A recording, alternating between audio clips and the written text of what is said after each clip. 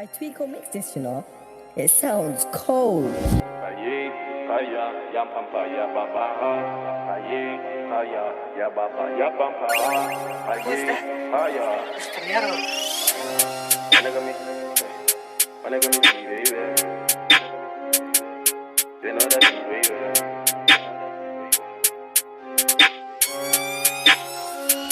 I just stepped to the Holy Spirit in the room, that's my comforter. I don't need nobody, sorry, man, I don't need no entourage. Thank the Lord that I've come this far. If it's not about God, then it's au revoir. I got God on my left, on my right, on my side, so I'm more than a conqueror. I just stepped to the Holy Spirit in the room, that's my comforter. I don't need nobody, sorry, man, I don't need.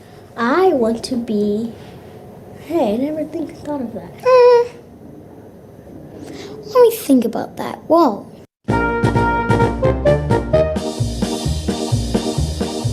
I want to be a teacher when I grow up. Elementary teacher. I like little kids. A babysitter. A pastor. A dolphin trainer. A gentle that eats bugs. A haircutter. A person who helps in charities. I'm a cashier at Walmart. A author. Chapter books about mythical creatures and animals and things. I want to be a lawyer. Lawyer. Pilot. Pilot. And a dad. A pilot racer dad. Scientist. Paleontologist. Mine for dinosaur bones and studies them. YouTuber. Movie star. A famous actor. Actor. On stage. On TV. On Disney Channel. Or commercials. I gotta be a model. I'll work it. If I weren't a model, I'll just be a policeman. Police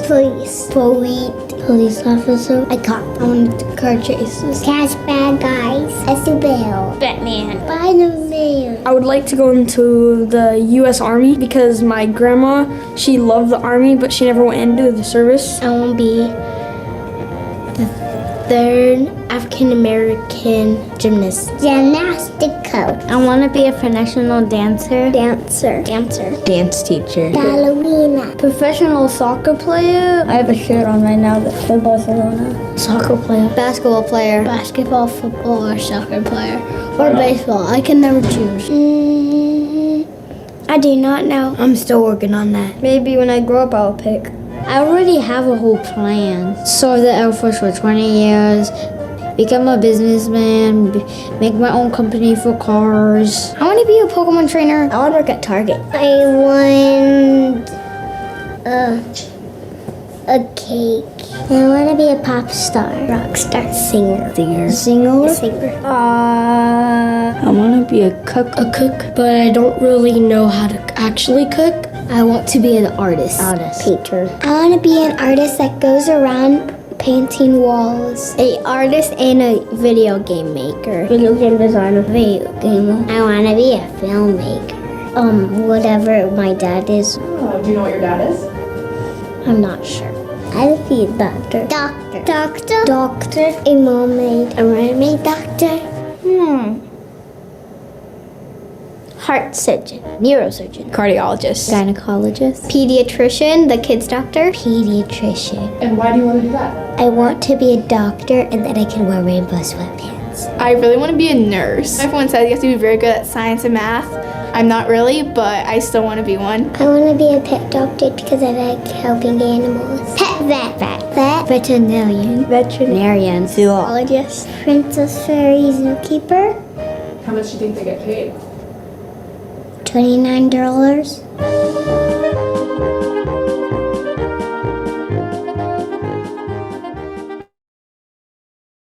All right.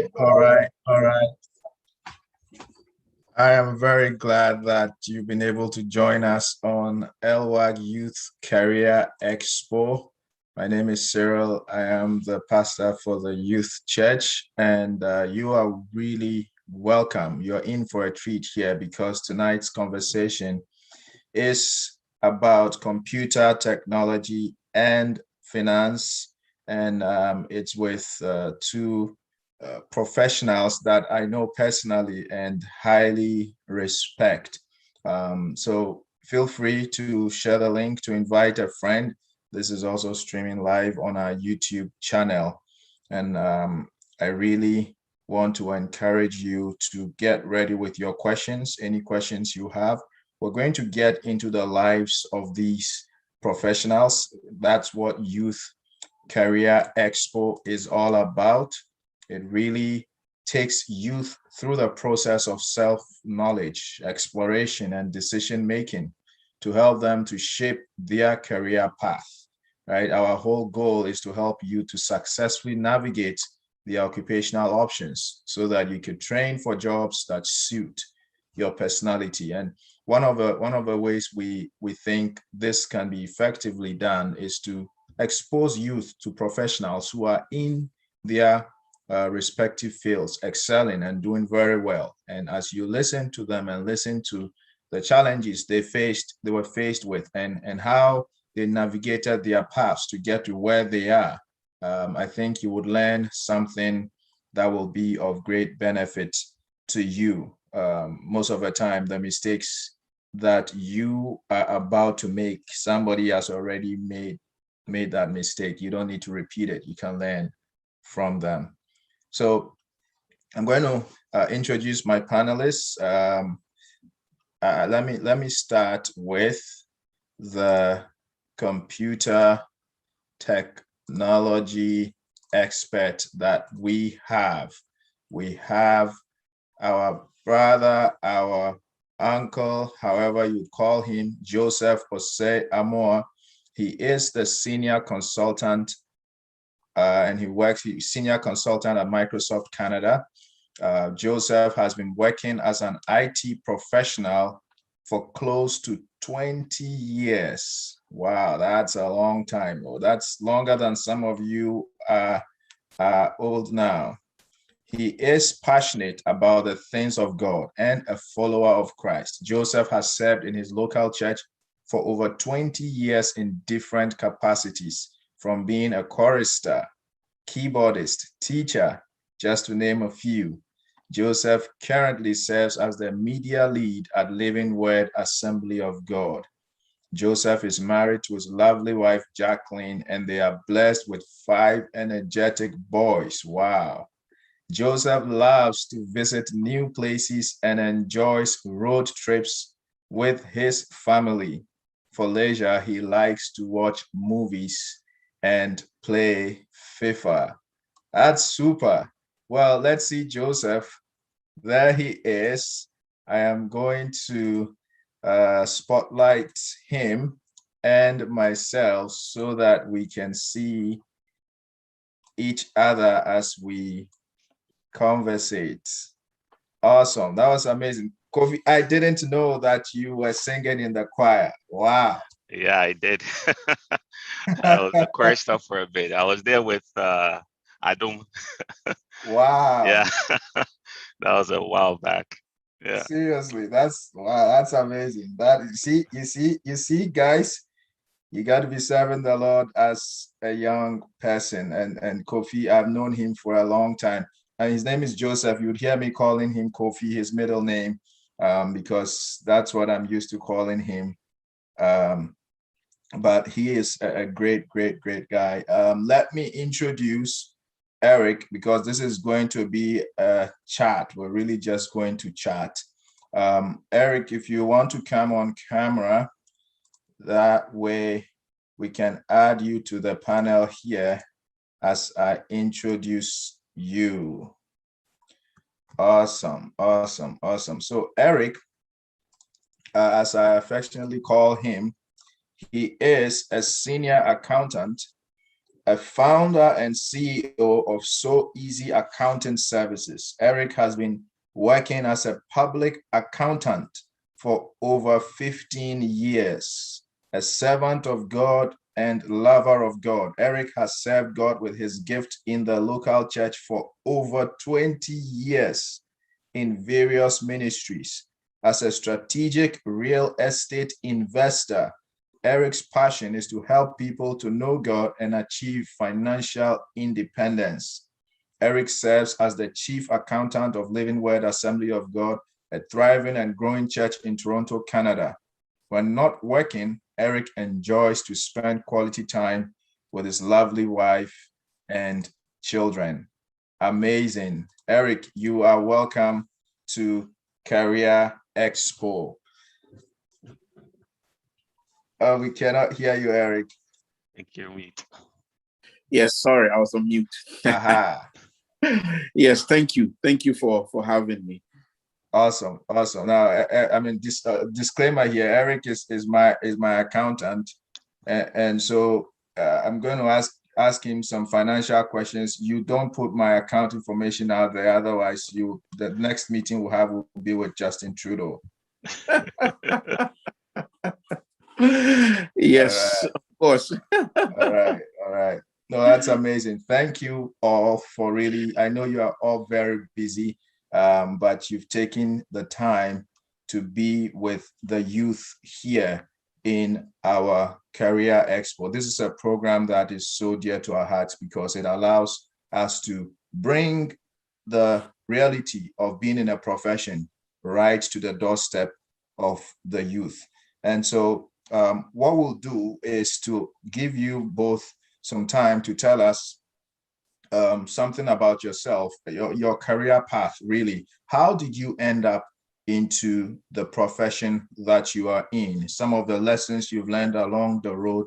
So it's kind of like 10 minutes. We're going to give you some time to really walk us through right from high school, the decisions and the thought processes you went through to even decide on where you've landed in your career path today, and then walk us through some of the lessons along that way. And once you're done, I'll come back with some more detailed questions to probe into some of the things you don't want to tell us that I will ask you, so you tell us. All right, so why don't we start with the techie guy, Brother Kofi? Can you walk us through your career path? It would be great if you have a presentation you can walk us through. That would be awesome. Really, really awesome. Yeah, I actually do. So I'll put that in and let me know when you're able to see it. Yeah.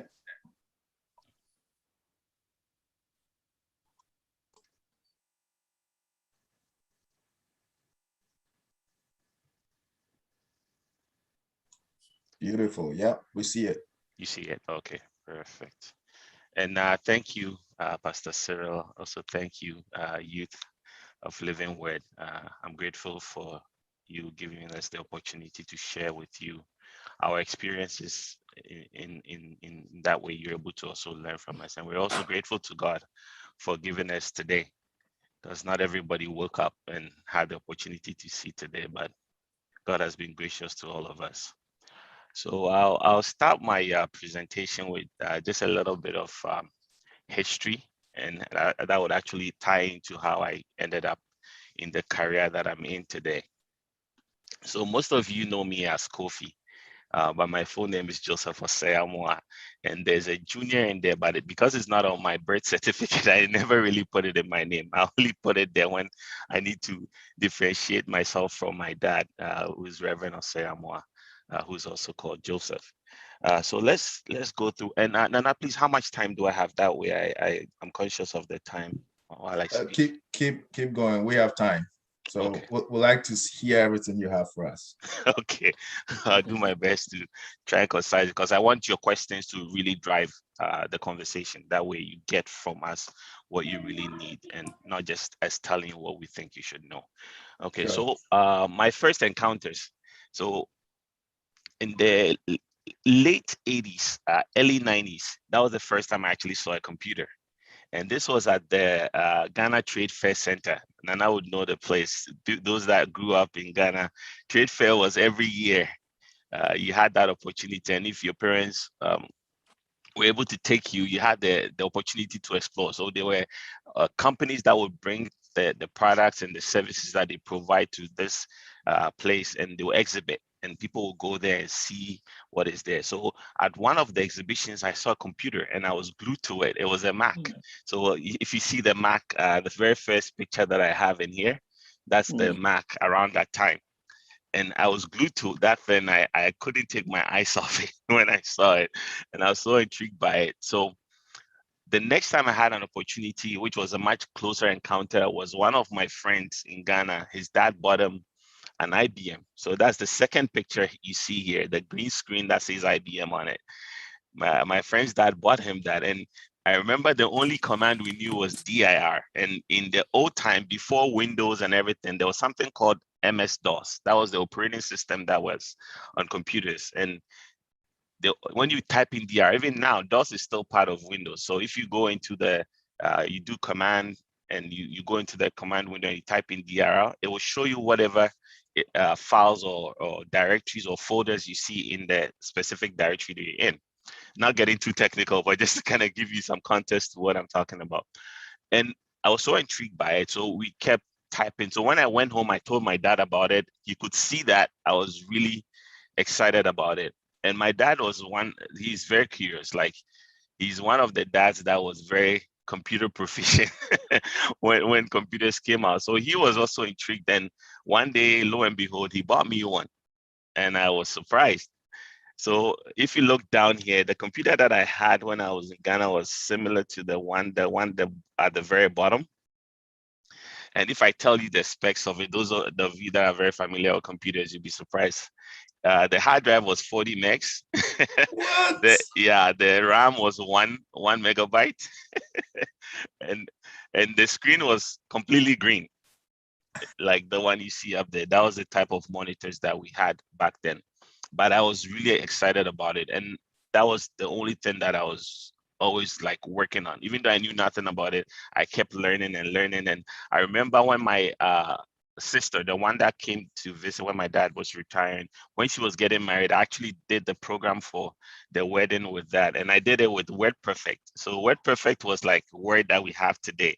So that tells you back then. And the 2 floppy disks, those are actually like memory disks that we have. Now you guys have the USB key or the USB and the flash drives.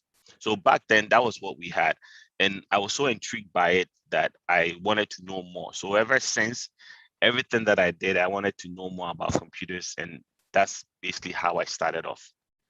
So fast forward in 2006, 1996. That was when I moved to Canada. When I moved to Canada, I was 16 years. And I remember, I think it was in July of 1996 when we came. It was in summer. So in Canada, when I came here, I didn't have a computer at the time. And one thing my dad did that I'm always grateful to him for what he did was he sold his camera when we came here and bought me a computer. With that money. So that is something that I never forget. I'm so grateful. And that is one of the things that really propelled me into the career that I'm in today. So when I came to Canada, I went to CW Jeffries. Most of you might not have heard of that school, but Eric knows it very well because Eric was on the other side of the street at McGuigan, the Catholic school, and I was at the public school, CW Jeffries.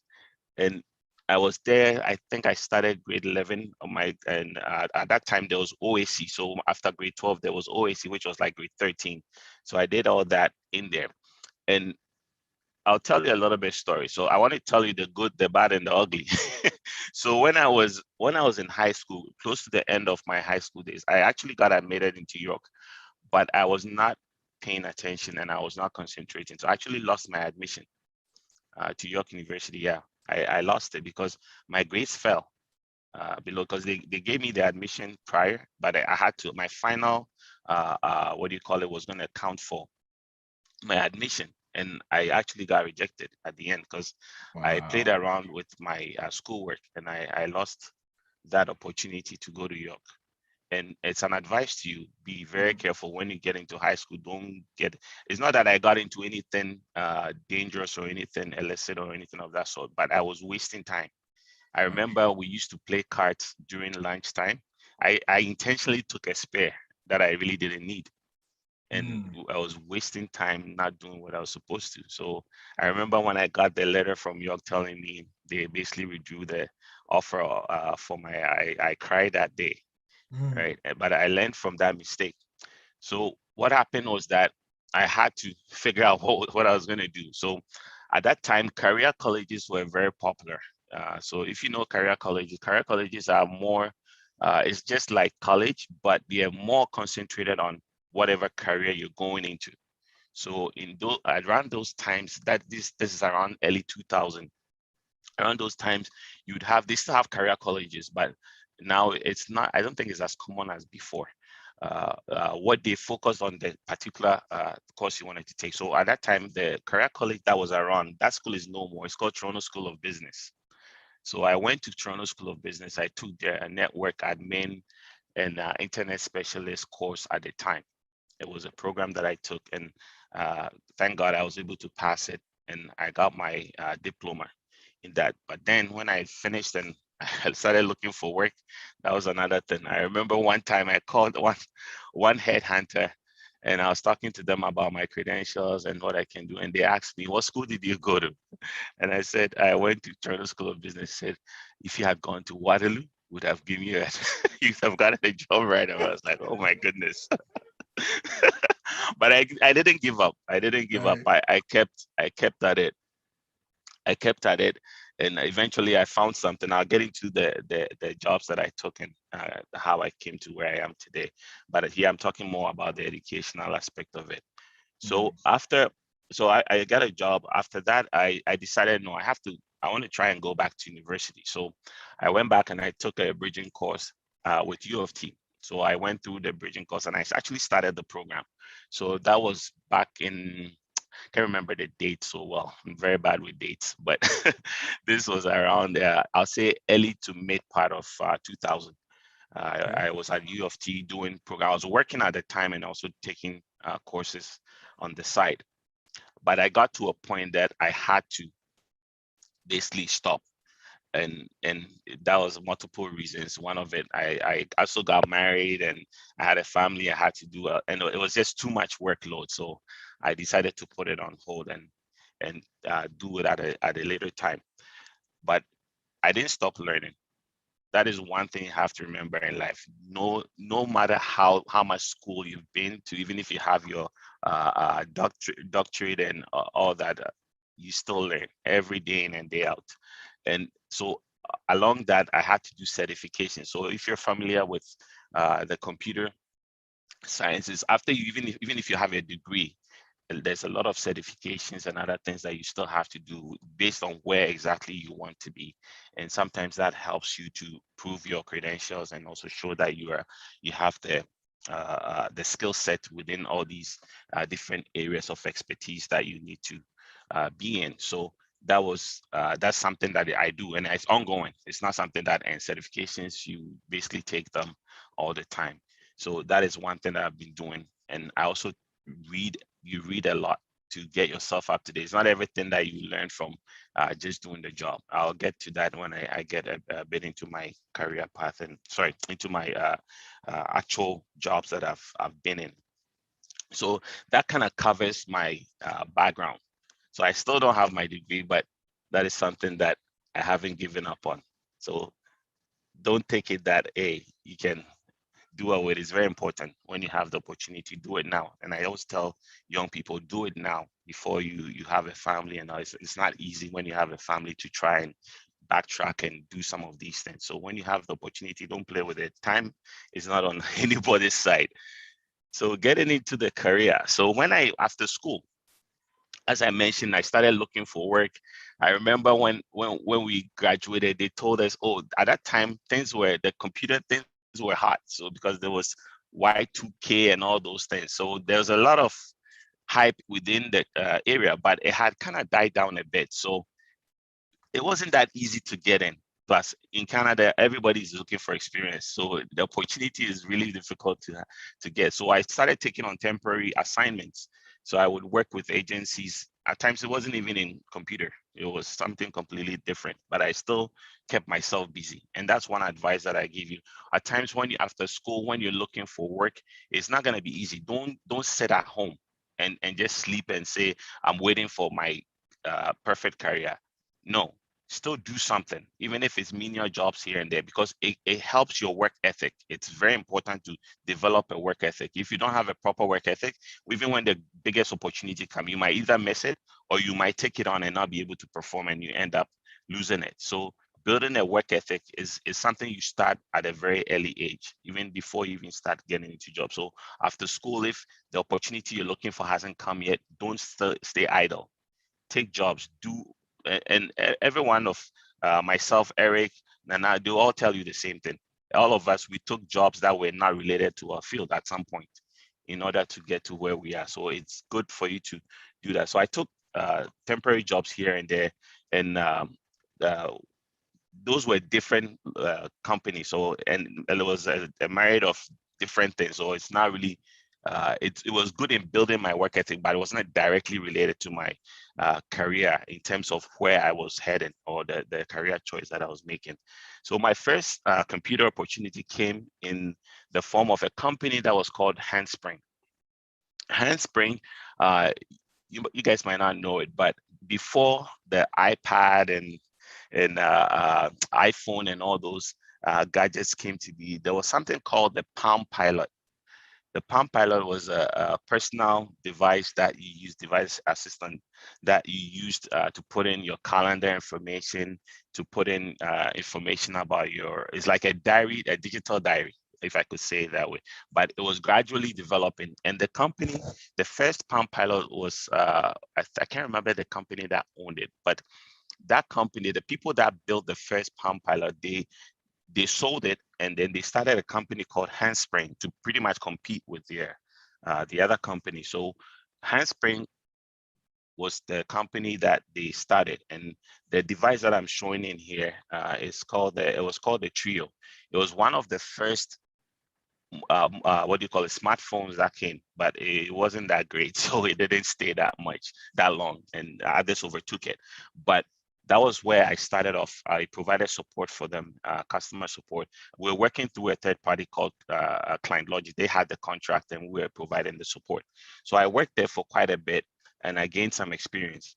So while I was there, an opportunity came with Royal Bank.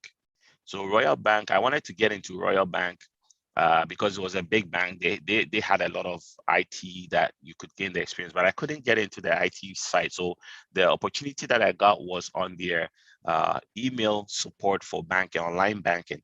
So I took that opportunity with the hopes of working my way into the IT department. So while I was even doing the banking aspect of the business and the email support, my focus was to get into IT. So whenever I had the opportunity to shadow in a different department, I took hold of it and I would go in and sit with them. Once I had opportunity to go to the downtown information center, and I was there pretty much the whole day, observe what they were doing and try to network with people and try to find out ways and means by which I'll be able to get into that area of the bank.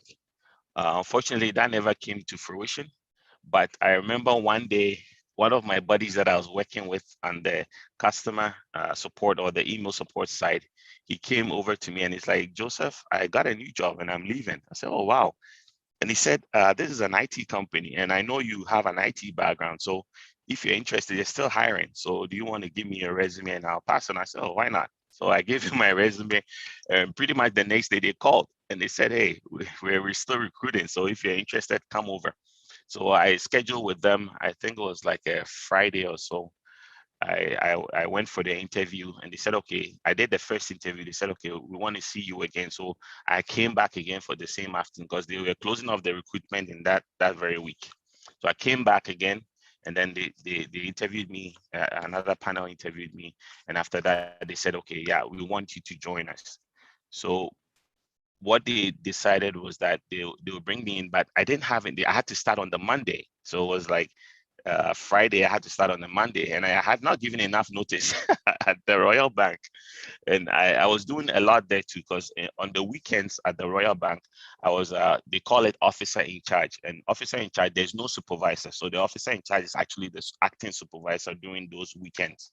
And I was managing 3 areas. I had the phone banking, I had the email banking, and I had the Chinese banking as well. And I think business banking as well. So all those teams, I was working with them, and sometimes the visa. So I was doing a lot there as well, but I had to leave. And it was a big decision that I had to make. And that is where sometimes as Christians, we have to pray about it, because there's a few that I had to take on, decisions that I had to make. I'll tell you about the second one later on, but it was a critical decision, because when I told my manager, she wasn't happy. I told them, okay, because of I'll work in the later shift. That way I can do my 2 weeks and leave. But then they said, no, if you're leaving, you leave now. So that I was actually escorted. and they wrote, I remember they wrote on my HR that they will never hire me again, because I left that way. But I felt that I had that opportunity and I wasn't going to let it go. So I decided to go ahead and go. So I left and I started at the company that I was working with called Vote and VMC. It was two companies. One was the recruiting and one was the support company. And what they were doing was they were providing support for Microsoft. So even though we're not working directly for Microsoft, we're providing support for Microsoft companies. And that was one of the most challenging jobs that I had.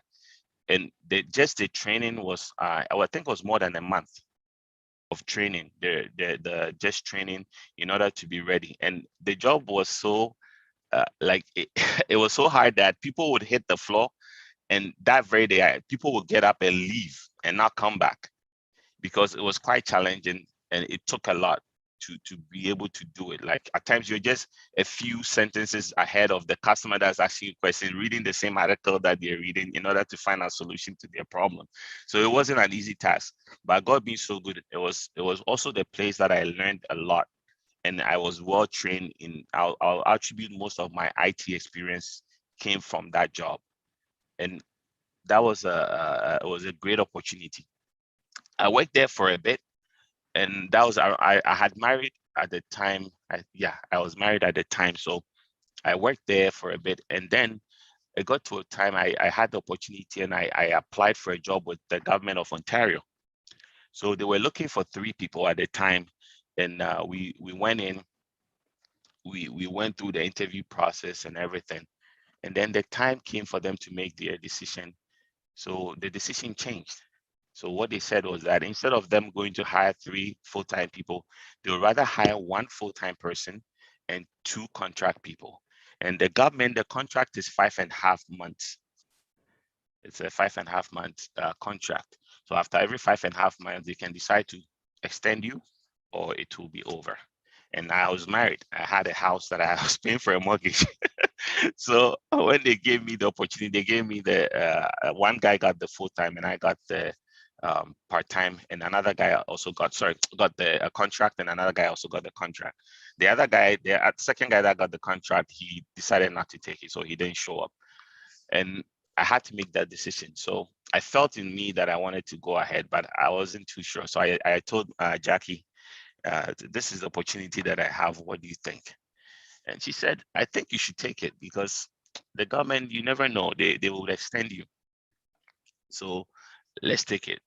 And I called my dad and I spoke to my dad as well. And he said the same thing. So I felt that, okay, that's the right decision for me. I also prayed about it and I felt in my spirit that, hey, it's okay for me to go ahead. So I went ahead and I took it. So I took the 5.5 month contract, and it ended up being, I ended up being there for 6 years. I ended up becoming full-time. They gave me the opportunity to become full-time, and I ended up staying there for 6 years. So I'm gonna cut that part of it short a bit, then I'll move on to the other part. So I worked there. The department that I worked with was IT services. I worked with them for a while, and then I had the opportunity. There's something called secondment in the government. They give you the opportunity to try out in a different role and see. You can be there for a bit, and if the opportunity comes, you can apply for it because you've been doing that job. So I was there with their design. That was also another place that I learned a lot. And I had a lot of great people that I was working with. I was like the youngest person in that department, and I was the only Black boy there as well. And I learned a lot from the guys that I worked with, and they really appreciated the work that I was doing. So one time, while I was with that department, we had a project with Microsoft. And before that, there was an issue that they had in the organization, which was a difficult issue. So I took it on myself that I was going to research and fix that problem. So I took on that challenge, and God be so good, I found out what the issue was. and was able to fix it. So when we fixed it, it got the attention of the guys from Microsoft, because they were also consultants that were working with us. They were working with us on another project. So one time, one of the guys said, "Hey, we are hiring. Will you be interested?" So I said, "Okay." So I gave him my resume, and then he took it back. I didn't hear from him for a bit. And then one day I got a call. So I got a call. They said they were interested. They wanted me to start a process of interviewing. So I went through the interview process, and the interview process is quite rigorous. It was like 5 interviews. 5 interviews that you had to go through. And we went through that series of those interviews. God being so good. At some point, I thought, oh, I flunked it, because when I was giving answers, I was like mumbling and all that, but out of being nervous and all that. But God being so good, they saw that I would be able to do the job. So I was hired. This was back in June 2011. I was hired, and then I took that opportunity, and I left the government. When I was leaving the government, a lot of people were like, "Why are you leaving?" Because the government, at least your pension, you're guaranteed a good pension. But for me, I saw it as, there's an opportunity for me to do more with myself. So sometimes it's not about being comfortable where you are. It's about, you need to challenge yourself, especially when you're still young. You need to challenge yourself and see where God will take you, as opposed to being comfortable wherever you are, because there are certain things that are guaranteed for you where you are. But when you see beyond that, God has bigger and better things for you. You'll be able to achieve that. So I left the government and I went to Microsoft. When I went to Microsoft, I started off as an associate consultant. That was the first level, because I had no consulting experience. I had the technical experience, but consulting is quite different. It's dealing with people, and you're not working within your company. You're always working with other people.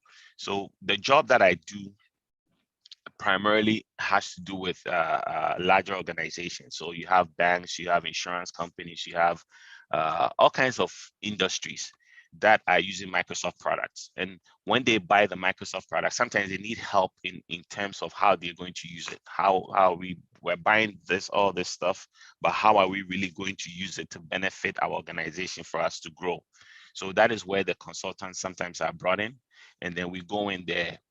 In the past, when I started, it was more based on products. So Microsoft had a lot of products where some of them you might not know beyond Windows and all that, but they had products. Sometimes it was just the desktop. So we would deal with Windows, how we upgrade them to their whole organization to a new operating system. Sometimes it's specific products that we'll bring in and then integrate within their environment and all that. So that is primarily what we're doing. But I'll say for the past maybe 4 or 5 years, things have changed quite a bit. And that is something that is across the industry. It's not just with Microsoft. I know some of you might have heard about cloud computing. And cloud computing, it's actually been around for quite a long time, very long time. When you talk about products like Hotmail, those of us that started using our email was Hotmail, Yahoo, all those things are based on cloud computing. But in those times, there were services that were being provided by companies that could afford the resources. So they were just doing it as an internal thing. But now, after Amazon made it public for other organizations to leverage their environment or use their environment as a cloud service, it became more popular, and now it's all over the place. You hear about it all over. Basically, what cloud computing is that instead of you using computers and servers and other things within your organization, you're rather buying that service from another organization. So instead of me having a computer, we call it servers. Those are the bigger computers that we install and companies run their products off.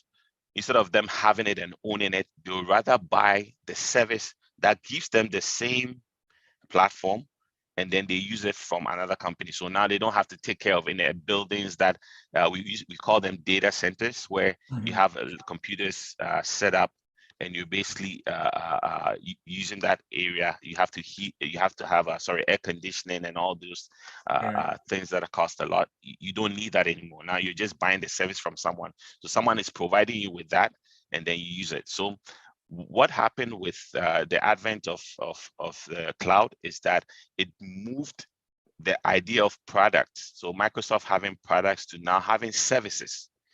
So services like what do you call it, Azure, which is our cloud platform that we sell. Now, what I have to do is that when we sell these products to them, I have to come in with a solution. So the solution, I'll give you a quick example. I know I'm diving a bit deeper into the technical aspects, but just to kind of give you an idea, I would go in after a company has basically said, okay, we're going to buy maybe $2 million services from Microsoft Azure. We want them to help us to move our servers that we have on premises. That is the servers that they have in their data center. Now they want to move out of the data center and bring it into the cloud. So I would come in there and I'll work with them and we'll do that. Either we do it ourselves or we draw up a plan for them and they do it. But for the most part, because that the expertise in the cloud area is still young. So a lot of people still don't even do, even within my team, not everybody does it because it's still very new and there's a quite different in terms of how things work. So I would come in, either we come in as a team or we come in as individual, depending on the size of the project, and then we'll help the customer with these things. So I'll say for the past maybe 4 years, that's been primarily what I've been doing. In terms of we go into a company, some of these are large insurance companies. I can't mention names because of other reasons, but these are large banks, insurance companies, all kinds of industries, power generation, energy companies and all that. We'll come in and we'll work with them. We'll design something in terms of what they need, and it will be based on what requirements. When we say requirements, that is what are the things that govern how that company does their operations. So some companies, they have specific requirements. Maybe you cannot do this, you cannot do that. This has to be here, this has to be there, those type of requirements. And we take that, and based on that, we would design what they need and we'll help them with moving their systems into the cloud. And once they move their systems into the cloud, we help them do something called we cut over. So then they stop using what was on-prem and they start using what is in the cloud. And that is what we call a cut over. We light it up and they start using it. And all this comes with a lot of learning. That's why I mentioned at the very beginning, you have to learn. The thing with the change from products to cloud or products to services is that things change rapidly. Before, when Microsoft made a product, it would stay around for like 5 years. It will be relevant for 5 years. And in that 5 years, it doesn't really change much. It would be pretty much the same. But now with the cloud, you can have things changing within months, 3 months, 2 months, something that you were doing, you go back and it looks different. And you have to keep up with it because the customer sees you as an expert and they're expecting more from you. So you also have to stay on top of it. So all the time you're reading stuff, you're going into looking into other things, you're working with other people to make sure that things are the way they are supposed to be and all that. So it requires a lot of learning, and you continuously have to learn in order to keep afloat or stay on top of what you're doing. So those were some of the key things that you have to recognize in terms of if you're interested in the IT field. You always have to stay on top of what things are, because you can easily, things that you learn can easily become obsolete. They'll become useless in like less than a year. Something you thought that you were on top of, you go back and it looks completely different. So learning is very key. Another thing that I also experienced while working there is that you have to put a lot of effort. You cannot be lazy about it. If that is a profession that you've chosen, you have to be diligent in how you do things. You have to be, sorry, 1 second. Let me just change my screen share. Yeah, you have to be diligent in how you do things. So you always have to stay on top. You have to learn to interact with people. You cannot be a one-man, what do you call it, operation. You need people. No matter how much you know, you find out someone knows more than you. So you always have to work with people. The other thing that I also wanted to mention, I talked about my careers in different places, but one of the things that have helped me a lot is the work that I do at church. It's very important, especially when you're a young person. Devote your time. You volunteer some time that you have to do something in the house of God to help out.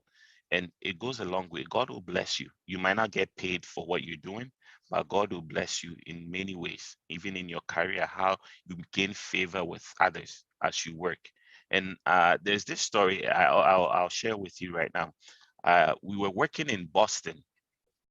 Actually, it is a town close to Boston. It's called Westwood, with an insurance company in the US. They had purchased another insurance company, a department from another insurance company, and they were moving it over to their environment. So instead of them moving it, they decided they will move it into the cloud. So we worked there for, I think, almost 10 months to a year. And we kept gradually moving their stuff. And each time as we moved over, we'll copy their data over to the environment. I was responsible for the data part. I was responsible for the data and also moving what we call the identities into the cloud. So I worked on that. That was my area, my work stream. I was working on it. So after 10 months, they were ready to cut over. So over a weekend, we decided we were going to cut them over. So the first thing that we had to do was stop everything, copy all their data over, and then we start lighting up the environment, and then everything will be ready. So my part was the first part. I started late in the evening. I think it was after 6 or 7 in the evening on a Friday. I copied everything. When I was done, it was like around 2 a.m. So I was done my part. I went to the hotel to go and sleep. Actually, it was later. I finished around 5 a.m. if I'm correct. Yeah, it was very late. I finished very late, and I went to the hotel to go and sleep. So I was sleeping around 2 when my phone rang, and they're like, "Joseph, we have a problem." I was like, "What? What's going on?"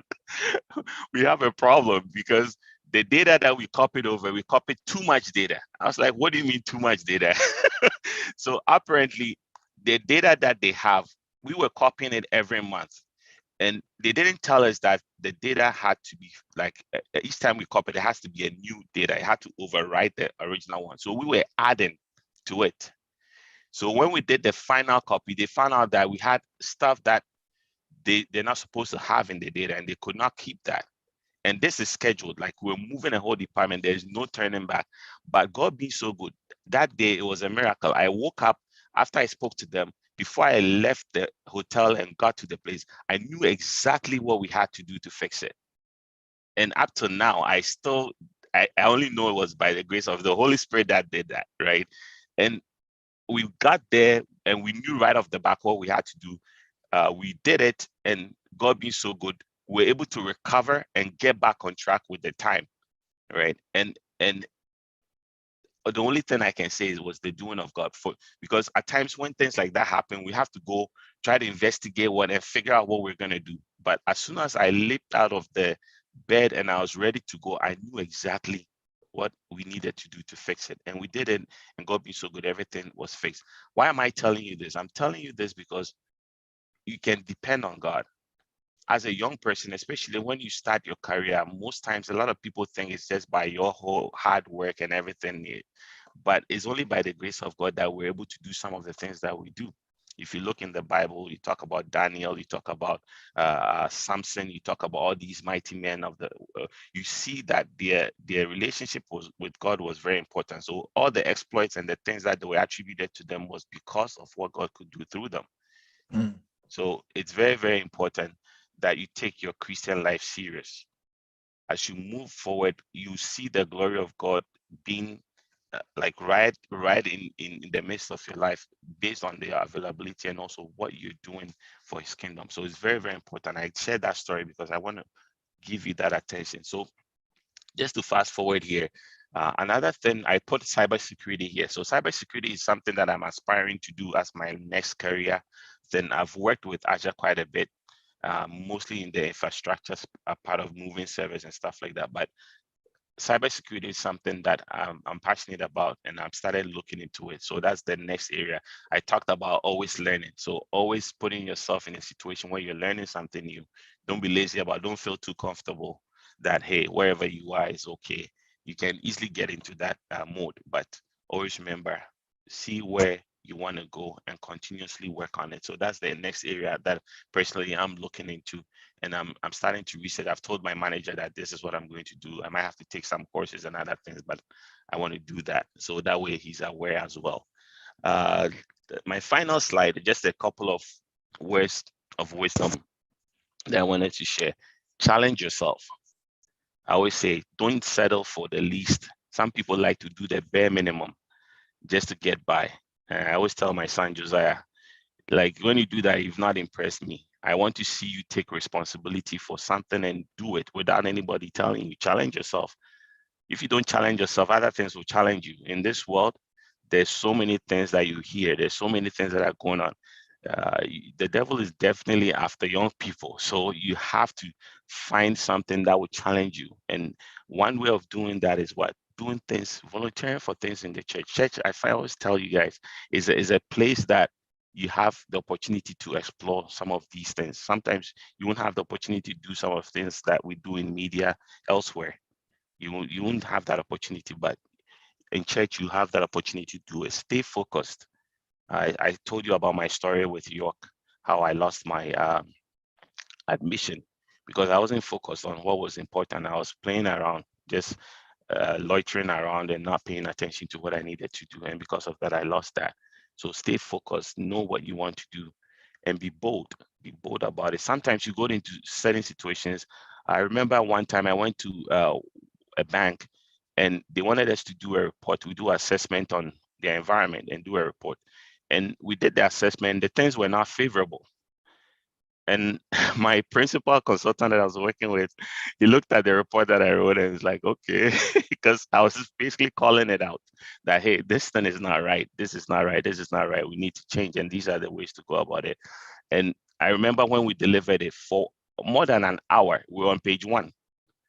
And this was like a 32-page report or something. We're on page 1 because they were challenging it, saying, no, this is not it. This is what we're seeing, right?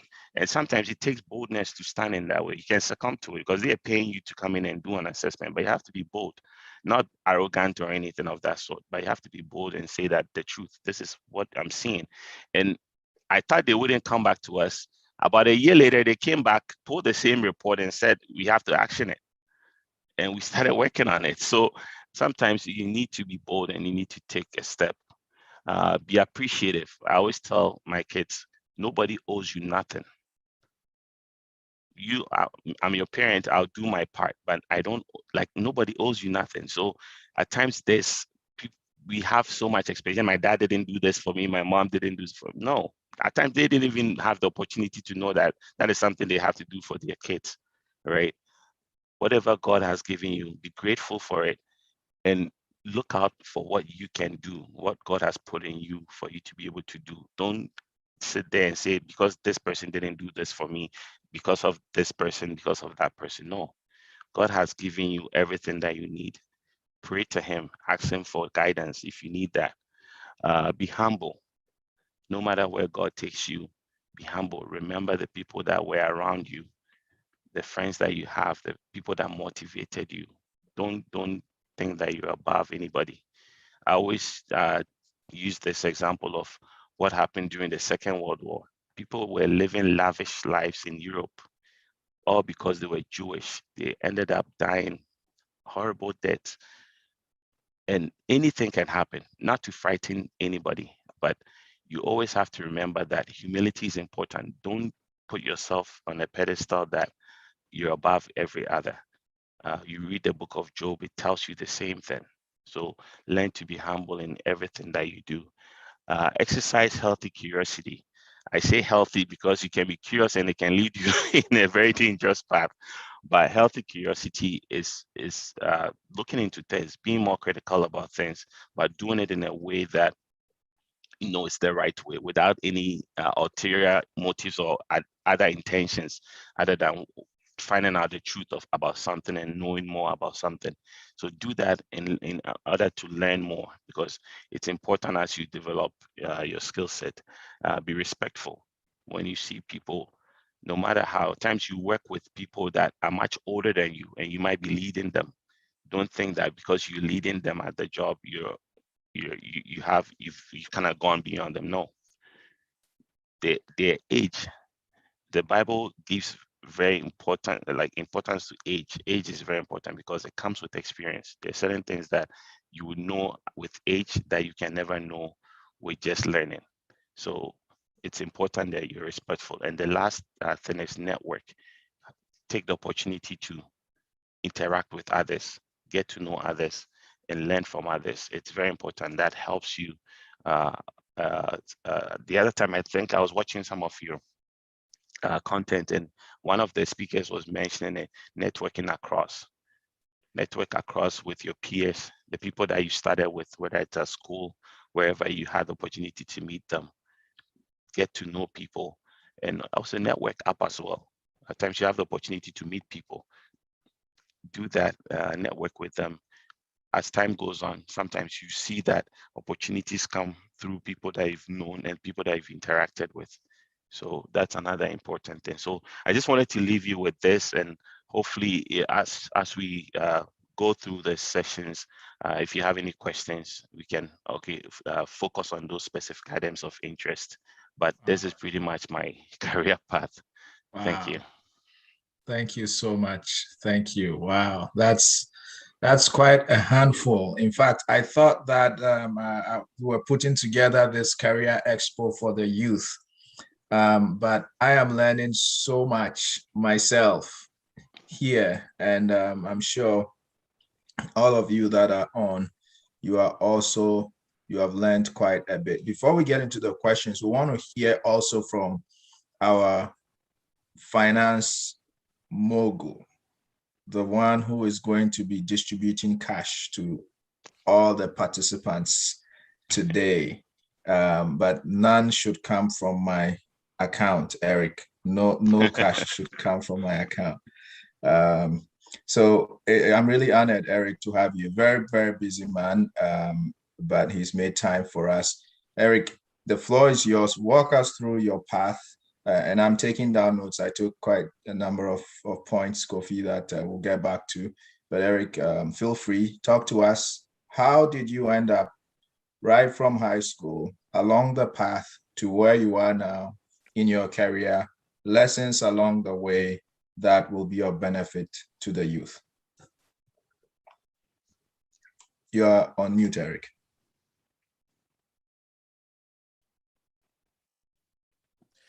Sorry. Yes, thank you, Pastor Cyril, and thank you, the youth, for inviting me. Thank you, Kofi, for such a wonderful presentation and walkthrough. I think all of us have learned something from it. My story and Kofi's story have some type of similarities in it. For those who don't know me, my full name is Eric Amorfa Richter. I was also, one thing that most of you don't know, that I began in the church as an usher in the church, and I moved up, you could say, from the church. How it all started is pretty interesting. So I think in Kofi's story, he mentioned how, his dad bought him his first computer at a young age because he was quite intrigued when he went to a trade fair. For me, how it started was obvious. I came here when I was about 10 years old, 10 around 11 years old in Canada. I went to junior high, St. Francis, and then I went to high school. First, I went to Westview Collegiate. I think people who lived in the Jen and Finch area would know Westview. And then I went to James Cardinal McGuigan because my mom thought that Westview at that time wasn't very good. So they changed me to a Catholic school in James Cardinal McGuigan. Growing up, if you were to ask me, okay, what would you want it to become? I know we're watching the video before when all this started. I don't have a presentation, so you could tell the difference between myself and an IT guy. See, Kofi had a very, very good presentation. I don't have any slides, for the fact that obviously one thing I don't like about my job is around this period, tax season. We're so very busy. I have so much things going on.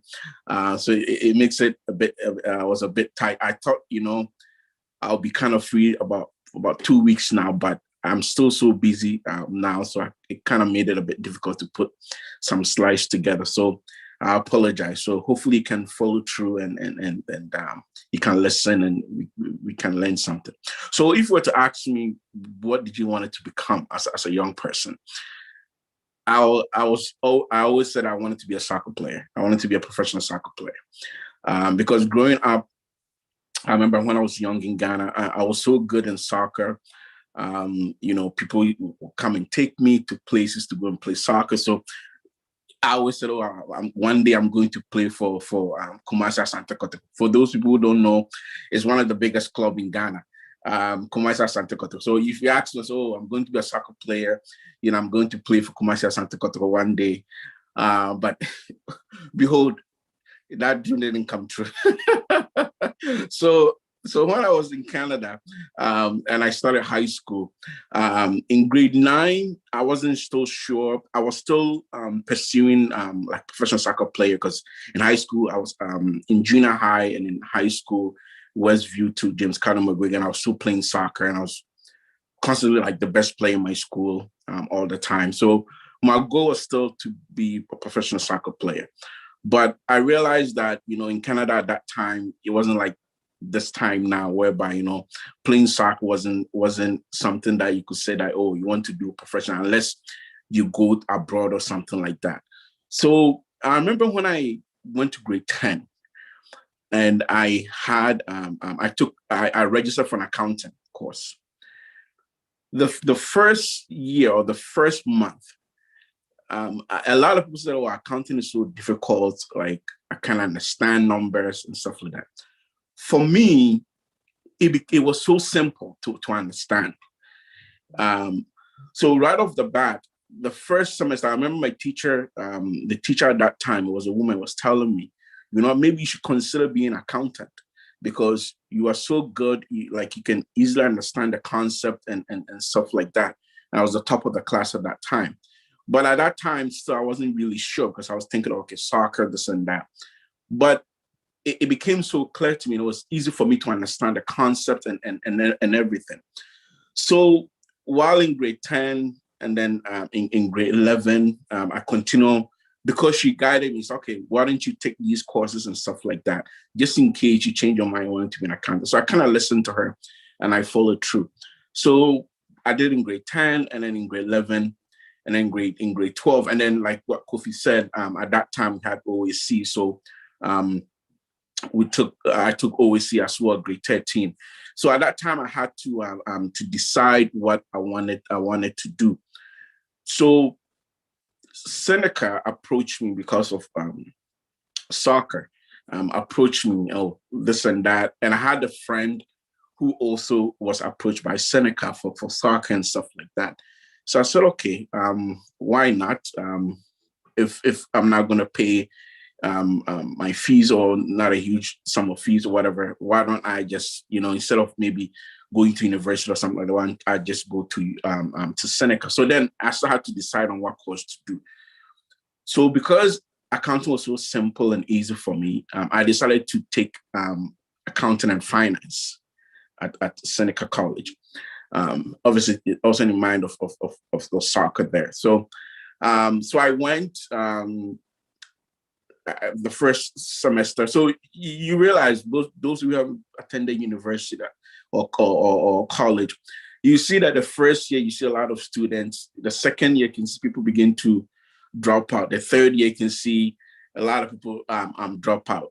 So it was a 4-year program that I had to take. So it started well. Like I said, it was easy for me to understand the concepts. I was still doing very, very well and stuff like that. So I went through it, graduated with a diploma. And obviously the soccer, along the line, I realized that, for me to really get something out of it, I had to relocate. So I kind of gave up that dream.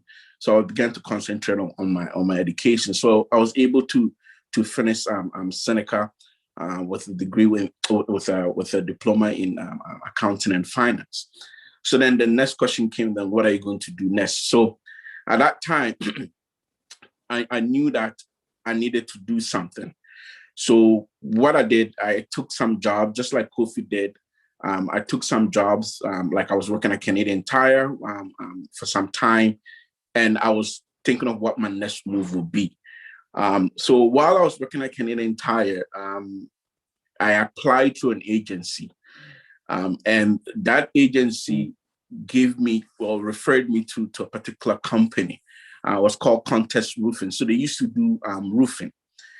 So that was my first accounting gig. So I was called Contest Roofing. So I was going to be working with the controller there. Pretty much I was going to be the AP and AR person there at that time. So that was my first gig. I was maybe 2021. So I got in. So I started working at Canadian Tire.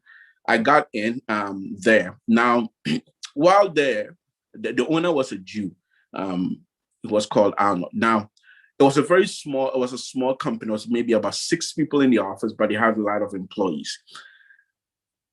That was the moment that I could say that I learned a lot. I was always disciplined, a person, but the owner there, who was a Jew, I learned a lot from him. Even though some people said that he was a mean person, or he will push you.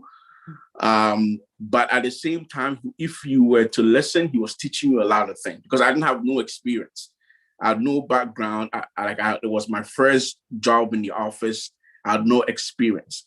So he taught me a lot, how to be disciplined, how to be professional, how to talk to people and stuff like that.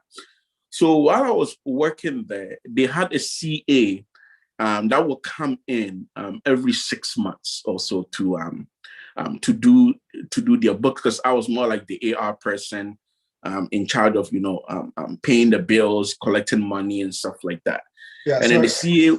Eric, you are losing us with your accounting terms. Your AP, Okay. AR, and CA. So the AR is pretty much accounts receivable. So when so for people that owes the company money, and AR, or accounts receivable, you be the one contacting people to make sure they pay the company.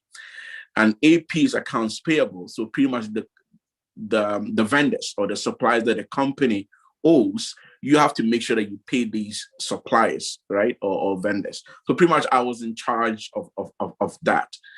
So the good thing was I learned a lot from this old man. He taught me a lot of things: to be disciplined, to be professional, and he would push me even beyond my accounting role to do certain things, administrative and stuff like that.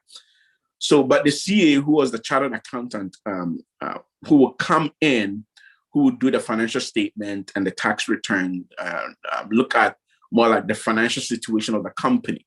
He will come in every 6 months to review the company's books and obviously have a meeting with the owner and discuss certain things. So he would come in, I will always watch what he was doing, and I will talk to him, how things are, this and that, and he will always answer me and so forth.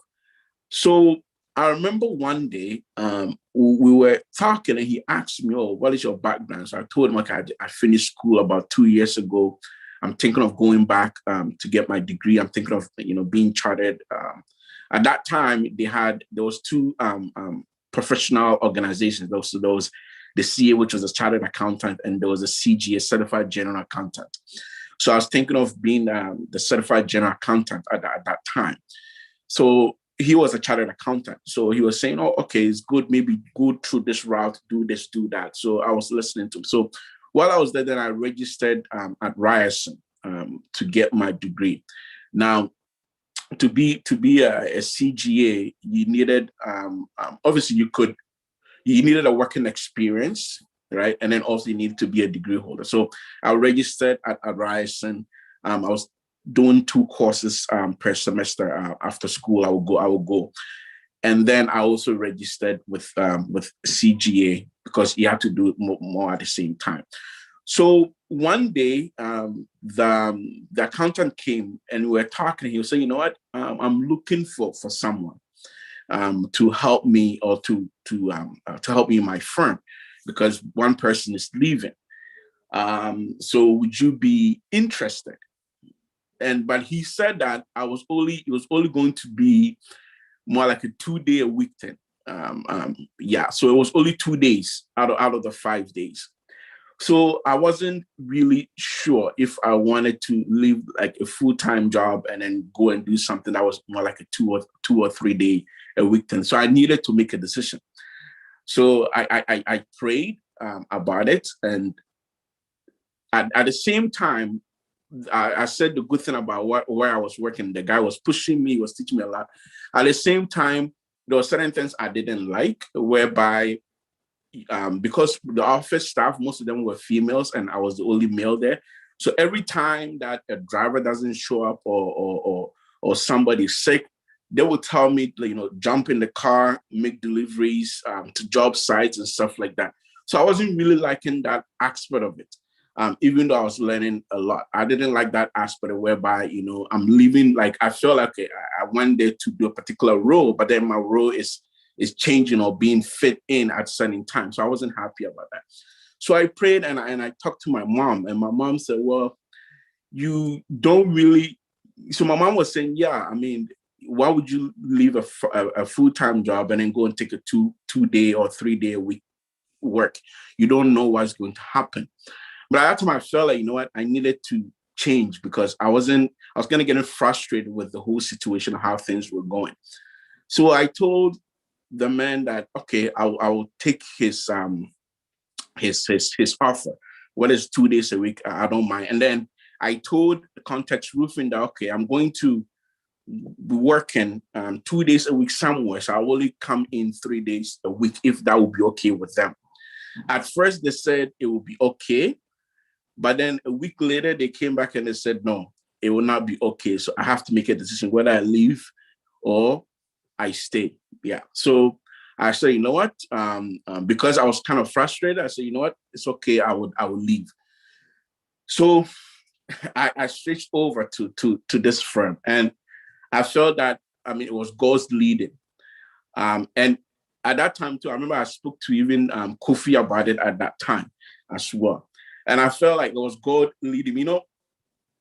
In our stories, I know Kofi mentioned about God saying how to be faithful, do work in the house of God and stuff like that. My story is like the book of Esther. Don't hear God mentioning, but God is working behind the scenes, right? And I feel that my whole life, people ask me, okay, what is your secret? I don't have a secret.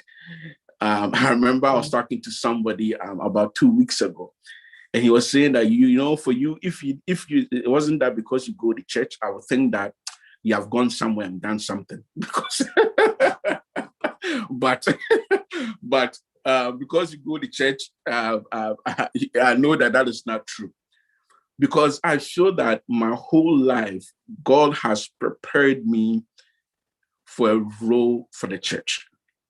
Like I said, like sometimes, I look at myself and I look at where I am and stuff, it doesn't make sense. But I feel like God prepared me particularly for the role that I'm in at the church. Because God knew that a time would come whereby he needed me to be there for the church. So I took that position, and it was supposed to be 2 days. But while I worked 2 days, I impressed, because I learned so much from this old guy, the Jew guy. I impressed my new boss, that he was kind of surprised the things that I knew, because it was a public firm, working with different clients. And at that time, he said, okay, because he didn't know my background, he started me off with payroll. Okay, do payroll for clients. But then when he saw that I was far much more capable of doing much more than that, he said, you know what? I think this role doesn't fit you. We need to elevate you to a junior accountant, and whereby begin to do a bit more of financial analysis and small business analysis and stuff like that. So I took on. So then he changed it from 2 days to 4 days. So then it became 4 days. And then it grew, then it became full time. Now, while I was there, because I learned so much from this old man, I was doing what I thought was the right thing to do, And while I was still going to Ryerson, but then when I got the new position of a junior accountant, he said, okay, I needed you to certify in taxes. So I had to put a pause on Ryerson, and then I had to go and do a certification course for taxation. So I did that. And then I came back. So while I was there, now, sometimes, you know, at that time I was young, because I was about 24, 25. And because I knew so, and Kofi also said something. You see, I didn't just stop learning after college. Yes, even though I was at Ryerson, I was learning. I would do a lot of research. I would read every time I'm going to work. If I'm working on a project or sentences I didn't understand, I will research. Not only that, but I will always be praying to the Holy Spirit to help me. Because at that time, when I fill in the new role of a junior accountant, I used to go on the field to see clients. So let me explain a little bit about accounting. So to be an accountant, we have what we call management accounting. So management accounting is pretty much you work for a company, and you're doing the internal stuff for the company, whether, like I said, the AR, the AP, cash flow reports, budget reports, and stuff like that. And then we have public accounting. So public accounting is more like you're dealing with corporations, you're dealing with small businesses, whereby you are doing tax planning for small businesses. You're doing tax planning for big corporations. You're also doing cash flow for small businesses, for big corporations. And then also there's audit aspect of it, whereby you're doing auditing for especially if you work for a CA firm, you're doing auditing for companies, for big corporations and stuff like that. And then obviously there's an assurance aspect of whereby also you'll be giving like risk management aspect of it. So that is more of the public accounting aspect of it. When you are a managerial accountant, you can also be like cost accountant. So cost accountant, pretty much you will cost like whether it's a manufacturing plant and stuff like that. You more like, you know, analyze the cost of how they're doing things to make sure that their margins, everything is fine. And then also can be a controller of a company. Pretty much the AP, the AR, they all report to you. Pretty much you be the one doing the budgeting, the cash flow, and making sure that, you know, the company always had money to pay their bills. You'll be more like reporting to the president and stuff like that. So my aspect of it is more like in the public sector, right? So more like working with small businesses and big corporations when it comes to financial planning, their taxation issues. And also we do a little bit of also bookkeeping as well for small businesses and stuff like that. So when I got into this new role as a junior accountant, my main role at that time was more of bookkeeping. And then also, bookkeeping, I will travel to clients. So sometimes the clients will have their own in-house accountant who will be doing the daily bookkeeping for the company. So I will go in to review their work to make sure that they're doing everything properly. And then also I have meetings sometimes with the controllers about their cash flow, their budgets and stuff like that.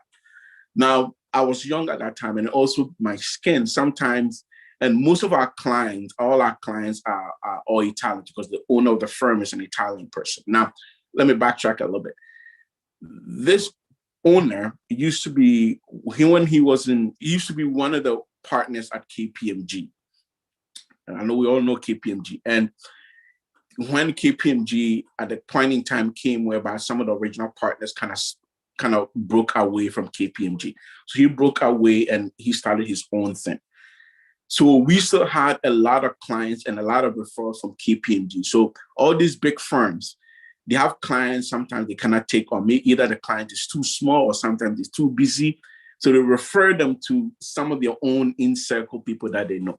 So we get a lot of clients from KPMG and different accounting firms.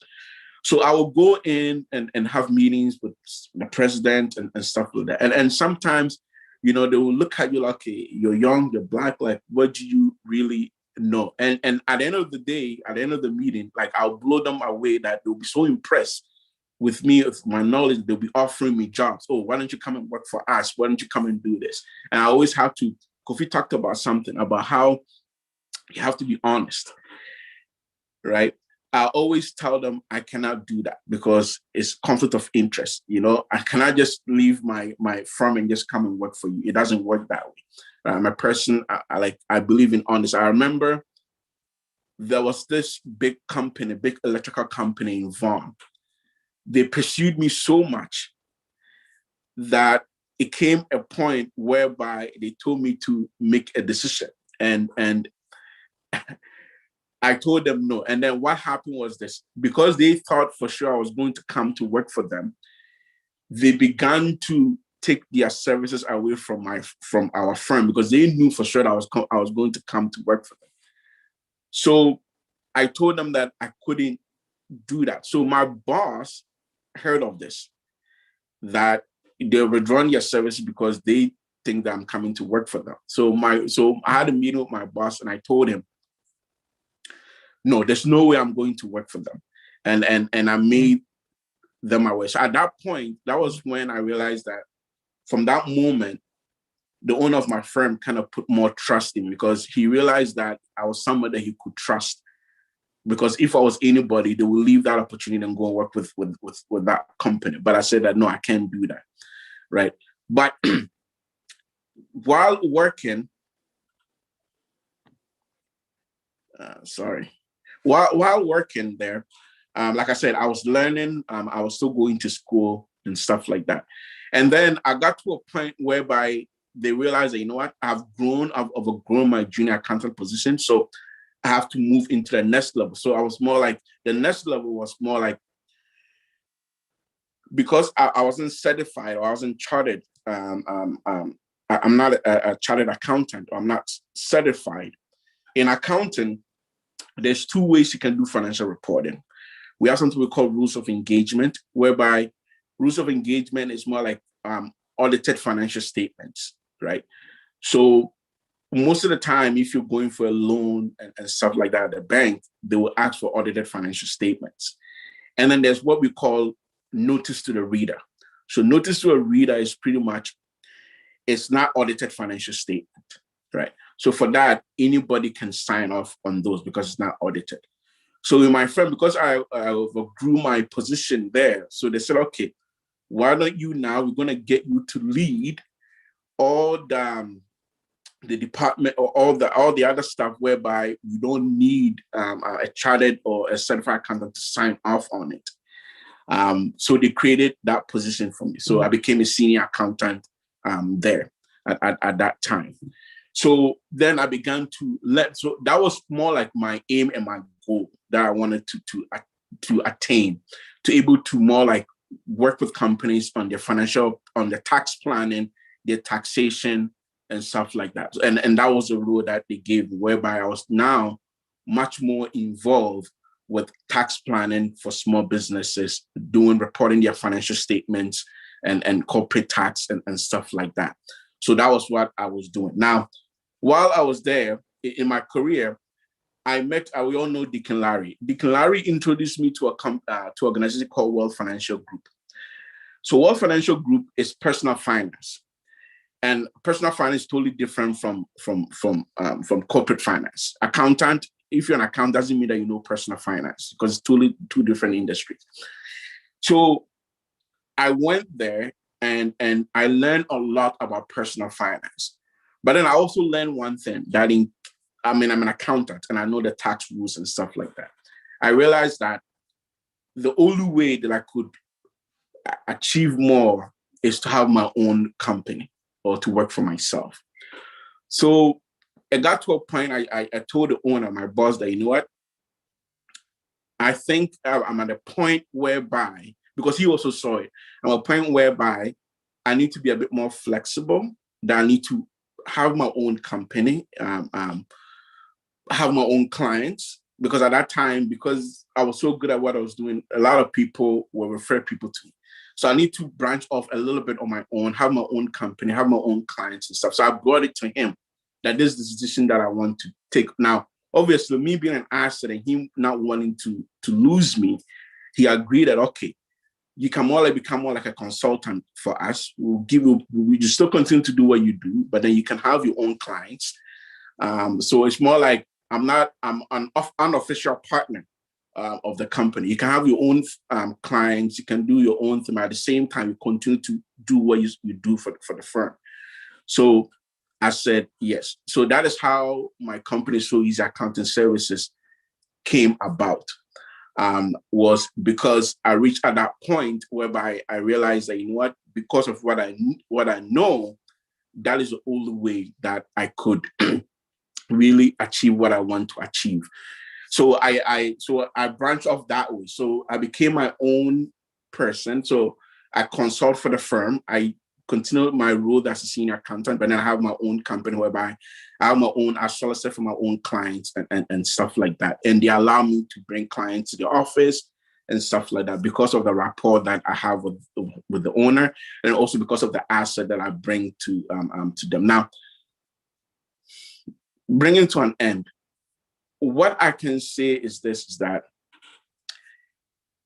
I've worked with, sometimes, you know, as for me, I never grew up with my dad, right? I was on my mom's side. And Kofi said something that, you know, sometimes we think that my mom never did this for me, my dad never did this for me, and stuff like that. We can determine we are the ones to determine our own future, right? When I look back where I grew up at Jane and Finch, a lot of people that I grew up with didn't make it, right? In life. Some of them, a few has made. Sometimes I go and I see some of my old friends and I ask them what they're doing, and they tell me what you're doing. Sometimes, you know, I become a bit sad because of the situation that they find themselves to be in. But why I'm saying this is that when all through this, like I said, my story is like Esther, whereby the name of God is not mentioned, but God is working behind the scene. Because I was dedicated in church, I feel like God gave me wisdom that, you know, maybe I have not gone to school for. Because I will always depend on the Holy Spirit. Every time I'm going to have a meeting with a client, I will pray the Holy Spirit, you know, direct me, lead me. Every time I will go and something, I don't understand something, I will come back, I will pray, and the Holy Spirit will direct me, do this, do that, do that. So I feel like God gave me wisdom beyond what I have gone to study for. And my boss attests to that. He said that for you, you're different. He always said that for you, you're different. I don't know why, but your wisdom is different. The reason why is that because I dedicated myself to God, to serve God. Now, all this was going on. Like I said, the reason why God was preparing me for a role in the church was that it came to a point whereby the church needed a new accountant. Now, if God has not prepared me to that position where I was at that time, there's no way that I could take the lead that the church needed. So God propelled me in my career, gave me all that wisdom, so that when the time came that they needed somebody to fill that role, I was ready to fill that role. And to me, that is a testament of what God can. I know it's a cliche, you know, sometimes we might think that, you know, career world, you know, we think that it's all about the wisdom, you know, the knowledge that are acquired through school and stuff like that. But I believe differently. You know, I believe that God can also give you wisdom in your career. He can also prepare you in your career, right? Now, because of the position also that I hold at church, it also helped me in my career in the sense that now in our firm, every nonprofit client that we get, they know that Eric is specialized in nonprofit organization. So every nonprofit organization that our firm acquires, I'm the lead person, right? And the knowledge that I've acquired at church I use it to advise the client. Sometimes the clients are marvel, oh, how do you know this? How do you know that? That's all because I do it at church, right? So sometimes we don't take lightly the things that you do for the work of God, right? One thing, what we can do is that we pray about our career. Some people might know right from the beginning what they want to become. Some people like me were not sure what they wanted to become when they were young. They had a different path. But if you rely on God and you pray to God, God will direct you to a role whereby he knows that that is the plan and purpose for your life. I know that accounting for me, I see now that that was what God created me to be because of the position that he wanted me to be in. Now, while this thing is going on, like Kofi said, that what we want to do in the future, I also saw something about myself that I also have a passion for real estate. Just like accounting, it comes natural to me, whereby even sometimes when I deal with people who are licensed in real estate, they are shocked with the amount of knowledge that I have. And they ask me, are you licensed? I said, no. But it goes back to reading, doing your research, never stop studying, right? I read a lot. I do a lot of research in my career in real estate. And so I don't have a license, but sometimes the way I operate, some people think that I have a license, but I don't have a license. So what I want to do now is that my future plans is that I want to open up my own office in accounting. That is what I'm working towards too. And obviously get a license in real estate and take it from there. But what you need, what I don't like about my career as an accountant is that, it can be sometimes so demanding when obviously things are not, when you go and see clients and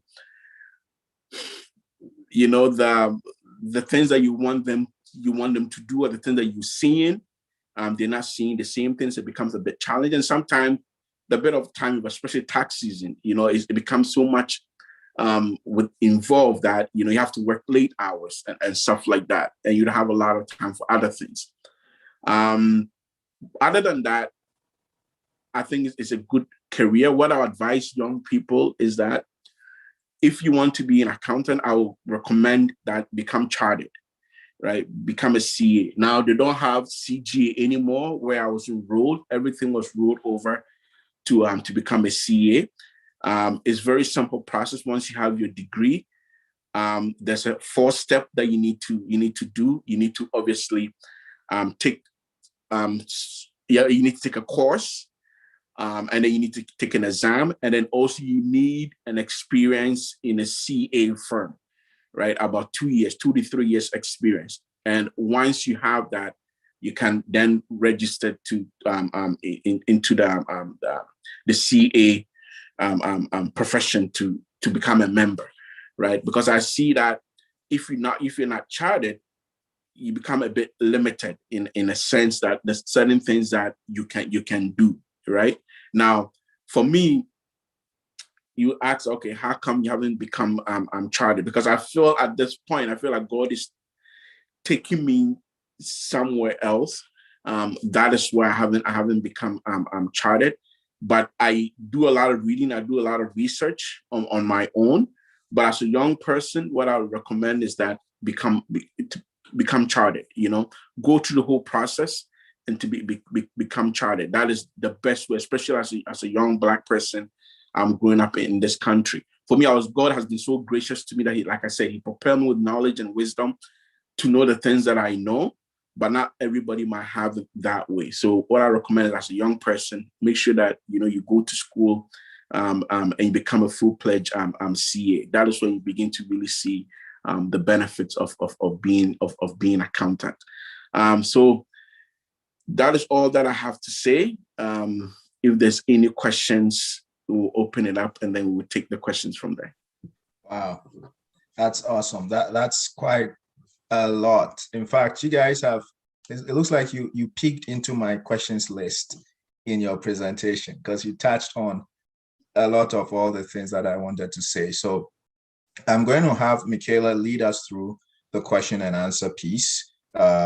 Take questions from the everyone in the call here. If there's some that are also watching us on Zoom, if you have a question, please feel free, send it to cyril@livingwordag.org, cyril@livingwordag.org. And my email is up here. If I get it, we'll answer it. But if not, we'll get back to you. Okay. All right. So Michaela, over to you. Please make sure you drill our panelists for us. Drill them. They have good content. Thank you. Perfect. Thank you. Just want to say thank you to our speakers for all the wisdom that they just poured out onto us. It's now time for like an open Q&A. So if anyone has any questions, you can either type them in the chat box, raise your hand and unmute your mic, or any other way that you see fit on asking any questions. So we're open to any questions. Whoever wants to go first.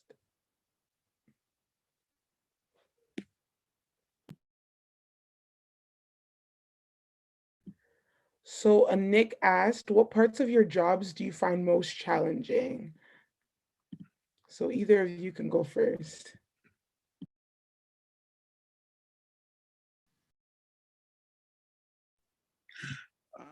For me, I think what I find most challenging is obviously, sometimes if you have a deadline that you have to meet, because if you're an accountant, you have to work with deadlines. And sometimes depend on the type of clientele that you have a lot of deadlines to meet. So working through to meet the deadlines can be a bit challenging, because if you're working in a public sector or in a public accountant, you have different clienteles, and they all want your attention, right? It's not like you're working just for one company, can devote all your attention to one company. But because I have different clientele, they're all pulling you because they all want your attention, right? So I feel that sometimes that's a bit challenging to meet everybody's needs and get back to people on time, and also to meet the deadlines that you have to meet. So you have to work long hours. So you can see that sometimes, like I'm working, like I would say that from January to about June, I don't sleep till like maybe 12 midnight, because I'm always working. So I find that a bit challenging. And for me, there's two aspects of it that is quite challenging. It has to do with the fact that we work on projects. So I pretty much always moving from one company to another. So you're always like starting to work with a totally different group that have no idea. Sometimes you get lucky, it's the same company. So you know a couple of people there that have worked with you in the past. So you have to build rapport. Like you're starting like a new company almost every, God be so good. Some now it's lasting longer, maybe every 10 months or a year, you're starting with a new company. So that part of it is challenging. You have to build rapport with the people that you're working with now. So that is one aspect. The other aspect has to do with it has more to do with the travel. Sometimes my work requires traveling. I remember a couple of years back, I was actually traveling every week to Ottawa for like almost 8 months. Every week I'll go on a Monday, come back on a Thursday. So it's challenging when you have to do it, or when you have to go on a long trip over a weekend and come back. So those were some of the things that I find quite challenging. Thank you. Sometimes I think we think like jobs, you're on shift and then off shift, when even when you're off shift, you're still working sometimes. Yeah, nowadays it's like that quite a bit. Yeah, exactly. So we have other questions in the chat. Belinda asked, what schools or programs would you recommend for someone who wishes to work in your field? So either of you can go again. Okay, I'll go first. So in the IT field, IT, as I mentioned earlier in my conversation with you guys, is that it evolves. It's evolving all the time. So some of the things that were quite relevant in my time when I started are now becoming obsolete and almost irrelevant. So for someone that is going into IT, those that have asked me, I always tell them, look at programming, go and look at software development. There's so many aspects of it, whether it's gaming, whether it's AI, which is artificial intelligence, robotics, all those things. Look at those things. Those are the things of the future. Another aspect of it is networking. And this time around, I'm talking about networking in terms of computer networking, because now networks are becoming much larger and more complex in how it's being designed. So I think that is going to be something that will still be there for the future. Another aspect is cybersecurity. You hear a lot about leaked accounts. Sometimes you go online and they're telling you have to change your password because it got leaked and all that. Yeah. And it's happening all over, and it's happening with big organizations. So that is a big area where we don't actually have enough people that have expertise in that area. So that's also another good area to go into. So I'll say at least these three. There are others, but I find these three are good areas to look at.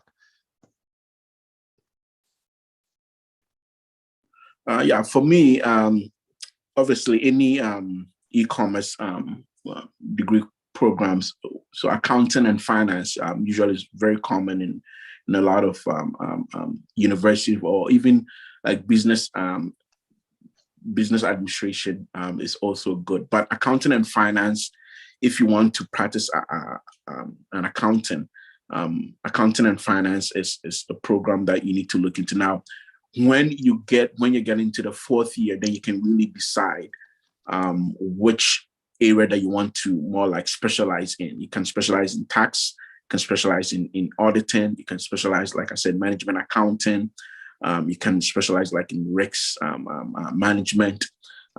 So those are the areas like in your final year you can really decide. Like when I say accounting and finance as well, in the financing aspect of it, that even in the final year you can choose to even focus on like becoming a CFA, right? So so that is also another option. So you don't have to be necessarily to become an accountant, but you can also become like economics, or even like becoming like a CFO for a bank or stuff like that. But obviously, if you wanted to become an accountant, you enroll once you have your degree and you know the area that you want to specialize. One of the criteria of you getting your certification or becoming chartered, you have to select an area. Like there's 3 areas that whereby you need to be certified. You need to be very like decide on which area that you want to go.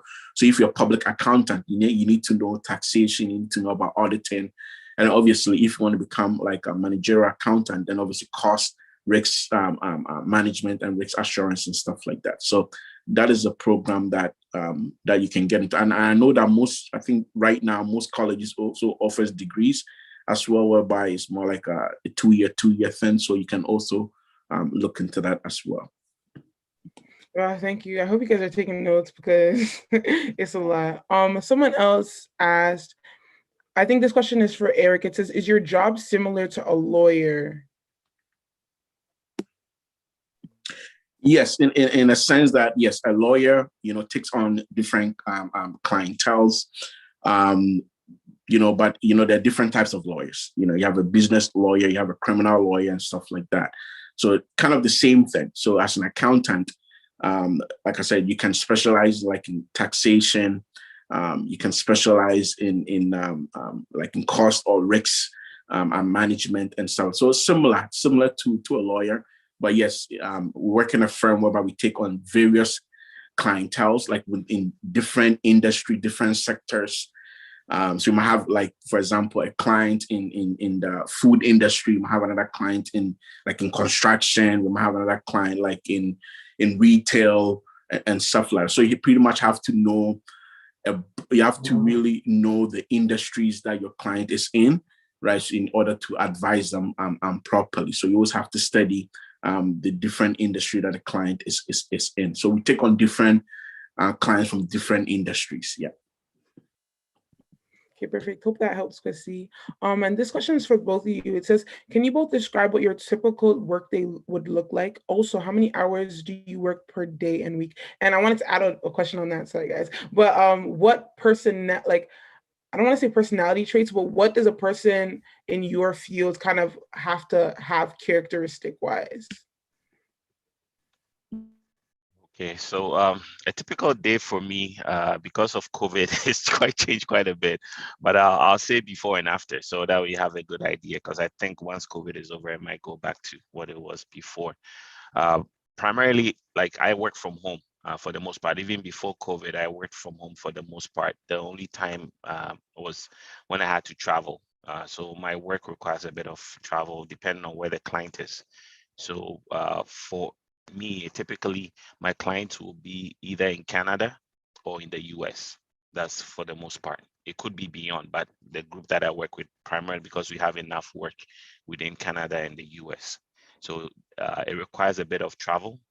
Some clients, now I'm able to negotiate not to travel as much, but when I have to travel, I usually will travel like a Sunday night, depending on how far it is. So if I was going to Vancouver, I'll leave on a Sunday night, and that way I get there for the Monday. I actually get there on the Sunday, but I'm ready for the Monday. If I work with a client that is in Boston or is in somewhere closer to like Ottawa or whatever, I'll travel like a Monday, but I try to come back home on a Thursday, and I'll work from home on the Friday. So that'll be like a typical day. And then for during the COVID, I'm primarily working from home only, and I'll come downstairs. Usually I try to get the boys ready. Now they do online schooling, so by 8:30. So by 9 I'll start, and I usually try to stop by 5, 6, latest 6. Sometimes what happens is that I have something urgent. I might work late into the night, or we might have issues. I have to stay back and work late. Nowadays, I try as much as possible to minimize that because if you do that, it kind of puts a lot of strain on yourself. So that would be my typical day. I missed your second question, your follow-up question to it. Sorry. I don't know if I responded to that. The follow-up is like, what kind of characteristics was someone in your... Oh, okay. So you have to be someone, I would say, you have to be curious about things. You have to find out, like you don't take whatever you're given as just the absolute, because you never know. You always have to look beyond that. You have to also be critical of what people are saying in order to understand things properly, because we work with something in our field we call requirements. It's requirements that drive the solution that you have. So you have to make sure that you question the requirement to really understand where the customer is coming from. So you have to be curious in that way. But you also have to be someone who's a reader. You have to read a lot to open your mind and perspective on things. You also have to be a team player because you have to work with different people. Another thing is you have to learn to be respectful of people, because as you meet with people, you have to respect their opinion. If it's totally wrong, you don't just shut everything in their face and say, hey, you're wrong, I'm not. No, you have to hear their opinion, also talk to them, debate on issues a bit just to understand each other and make sure you can. So those are some of the traits. There's a lot more, but I would say those are some of the key ones that will make you successful in what you're doing. Yeah, so my typical day, yeah. So just like what Kofi said, our office is open because accounting was one of the essential service that the government of Ontario declared. So our office is still open. But for me, since COVID started, because my kids were not doing online schooling, they were going to in-person schooling. So I can go to the office every day. So mainly I work about three days a week from home, and the 2 days I go to the office. Obviously days that I work from home, I start maybe around 10 o'clock, 10:30, like I work on my own time. Obviously check my emails, respond to clients, and then begin to work on a file continue working on the file that I'm working on. That is how usually I work till about 6:30. I take a break, and then if I haven't finished, I come back and I resume around, let's say, 9 o'clock to about 12 o'clock to finish up. So that is how typically my day is like. In terms of qualities that that you would need. I mean, people always say that most accountants are introverts. I don't know why, but I think because, you know, most of the time you're working by yourself, you know. So most accountants that you see, they're very quiet to themselves. But I think one thing that as an accountant you need to have is integrity, because you're working with rules, right? So you have to make sure that you follow the rules, right? You can't, you know, let your client do something that is against the rules, right? Otherwise, your client will get into trouble. You know, sometimes you meet people who would try to, you know, so, you know, can I do this? Can I do that? So you have to be able to be stand on your ground and say that, no, this is what the law says. This is what I think is the best for you to do. You know, yes, sometimes you can be aggressive, but you have to be a person of integrity, to able to follow the requirements and what the law dictates. I also think that you need to be analytical, because obviously if you're giving feedback to your clients, you have to be able to analyze the data, and able to generate reports and able to recommend to your clients what they're doing wrong, especially if you're doing somebody's cash flow or somebody's budget. You have to be able to look at what areas that they're not doing right and what you can recommend to them. I think also you need to be, like what Kofi said, you need to also be somebody who likes to read and do research, because the rules change, especially with taxation in Canada.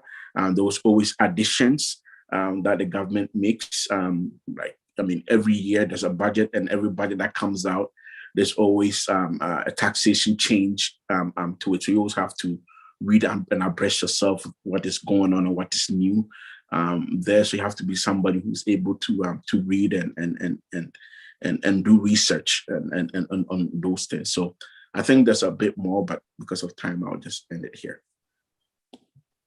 Okay, great. Thank you. So the next question is actually for Eric again. It says, what is the difference between your job as an accountant and what a financial advisor does? So a financial advisor, so an accountant, pretty much you're just looking at the financial keeping of a company, right? You're looking at the financial keeping of a company, how the company made profit, how to help them to plan so that they pay less tax. And that's what we call tax planning, and stuff like that. And obviously doing bookkeeping and stuff like that. Personal financial advice is different. It's personal finance, right? Personal finance, like how to help somebody to do a personal budget, right? For example, how to help somebody save, how to help somebody get out of debt, right? What are the strong financial fundamentals that somebody need to have, you know, whether like savings, paying off their debt, having insurance, and then also savings as well. So it's two different things. You know, accounting is mainly to deal with companies, you know, looking at the company's affairs, whereby a financial advisor is more like personal financial advice to somebody. So it's totally different things. I know sometimes when we say somebody's an accountant, we automatically assume that they're also financial advisors. No, but it's two different industries, completely different. Yeah. Okay, thank you. This next question is for the both of you. It says, what has been the most rewarding or your best or favorite part so far about working in your careers? The most rewarding aspect of my career is actually when I see the things that we've done, how it has impacted the life of people. So it's not about the bells and whistles of technology itself, but how it actually changes the life of a person. So I'll give you a quick example of a project that I worked with when I was at the government.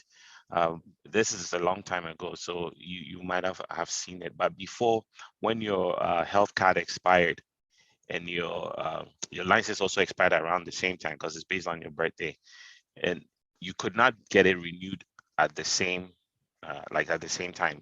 Even if you were at the same location, you had to move from one desk to another desk to do each of them separately. But today you don't have to do that anymore. You go wherever you do both at the same time. And I was part of the project that did that. when we started, and we worked on that. So when I see that kind of difference, how now it gives people time back in their life, because now they're able to go in and do something that before it took maybe an hour, now it's taking them 25 minutes or 20 minutes.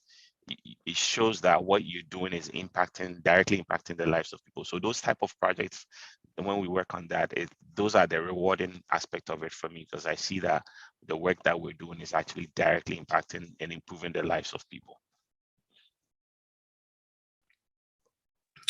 I mean, for me, one of the most rewarding aspects of my job is able to connect with different people every day, because you're meeting different clientele, able to share the experience with you, whether sometimes personal or non-personally, but also learning from them. Seeing what other people are doing and also able to learn from them.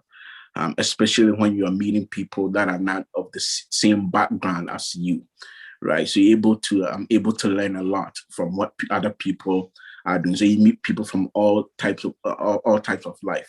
People who are successful, people who are not successful. So you're able to learn from them. Another aspect of it is directly related to my work, is able to help a company, able to see what they're doing wrong. Because sometimes, some people say, well, I'm making money, my company's making money, but we don't know where the money is going. So able to sit down with them, do a budget or financial analysis to see where they're spending their money, where the money is going, and able to advise them for them to come out of the situation. And then obviously helping them, tax planning, whereby they're able to, save some money on taxes. So those are the things that are most rewarding when it comes to my job. Great. So does anyone have any other questions? You guys can unmute your mic too if you want, if you don't want to type everything out. Any other questions for our speakers tonight? Going once, going twice. This is not going to happen again, guys. Okay, perfect. If there are no more questions, can we just all give a big shout out to our speakers? Thank you so much for pouring into us tonight. We've learned a lot, even though I'm not going in any of those careers, I've learned a lot personally, and it's good to have. So can I just ask that someone would please just close us in prayer, and then we could call it a night, unless our speakers have any last words they want to give us. Any last ending words? I just wanted to say thank you. Thank you for inviting us and also giving us the opportunity to share with you what we've learned. And I pray that whatever career choice that you're making, God will lead you. And don't forget, especially when you get into university, there's going to be challenging times ahead with the things that you've learned and people challenging your faith and all that. But remember, your faith is a relationship with Christ, and He's the one that's leading you. So have that fellowship with Him, have that friendship with Him. See Him as a person that you're walking with, as a friend that you have, and He's going to lead you, and you see great and mighty things happening in your life. Yeah. So also what I'll add to that is, make sure that you work hard. Whatever that you set out to do, be serious about it and be consistent about it. Sometimes, we like to, take breaks and like to go back to things. I realize that doesn't help. So whatever that you have made up your mind that you want to become, be serious at it, and whatever that it needs to be done to be that person, go ahead and do it. Also realize that time is of essence. Like sometimes we think that we have time. I'm young, but every day passes, you're growing older, right? So let's take things serious, right? And let's pursue whatever that we want to achieve. We are in a land whereby whatever that you want to become can feed you. Right? Not everybody can be an accountant, everybody can be an IT, right? But there are different sectors that God has gifted each one of us in. So whatever that you feel like God has gifted you, or what area that God is calling you, be serious and be dedicated to it and pursue it, right? And then also, don't take working in the house of God for granted. I feel that sometimes, when we do things in the house of God, we might feel that maybe, I need to get paid or I don't feel appreciated or whatever. But God is working behind the scenes, and God will really, really reward you. And God will really, really bless you for the time and the dedication that you're doing, spending in his house, doing his work, right? So I feel like both our lives is a testament of what God can do, if you work in his house. So don't ever take that for granted, and don't think that, what, if I work in God's house, I'm wasting my time or I need to get paid. God will pay you in a different way. So let's take that serious as well. And connections, build connections, because or network in this country. Sometimes you might feel that it is, that whom we know doesn't work in Canada. It does definitely work, right? So build network, build connections with people, with good people. That will take you to places as well. And obviously your integrity. Once you hold on to your integrity and people see something different about you, they will always be glad to refer you to somebody, right? In our culture and where we're coming from, sometimes, one good thing about us is that people realize that we are hard workers. So sometimes that goes away for us when somebody's hiring you. But then at the same time, it can also be in a sense that people might think that, for us, our background, we're lazy, we don't like to work.